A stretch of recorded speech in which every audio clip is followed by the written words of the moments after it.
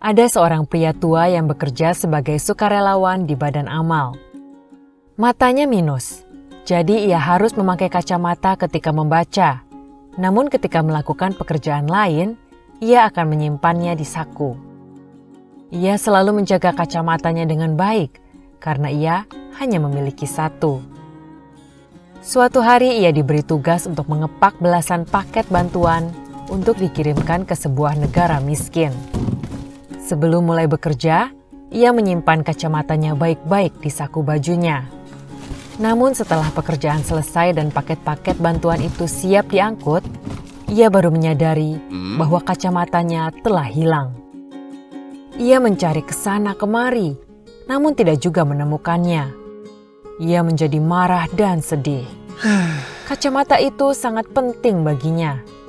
Akan memerlukan upaya yang cukup besar untuk mendapatkan yang baru. Ia pun mulai mengeluh dan berpikir dalam hati, saya sering melakukan pekerjaan sukarela untuk membantu orang lain. Mengapa saya harus mengalami kejadian buruk seperti ini? Satu-satunya kacamata yang saya miliki malah hilang.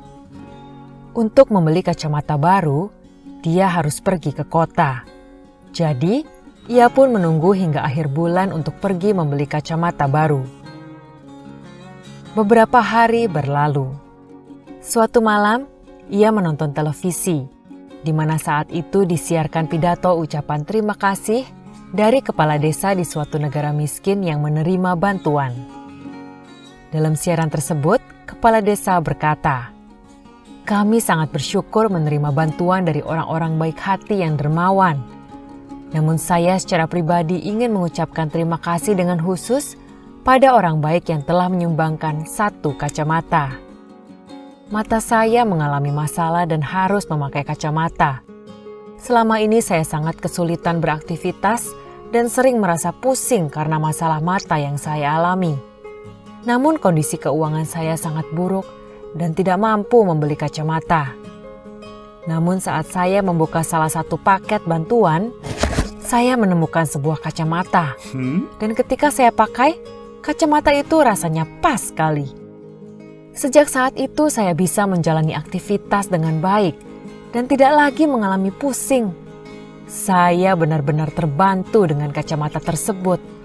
Sekali lagi, secara khusus saya ingin berterima kasih kepada orang baik yang telah mendonasikan kacamatanya kepada kami." Setelah menyaksikan siaran TV tersebut, si pria tua merasa senang sekaligus malu karena telah mengeluh pada Tuhan atas kacamatanya yang hilang.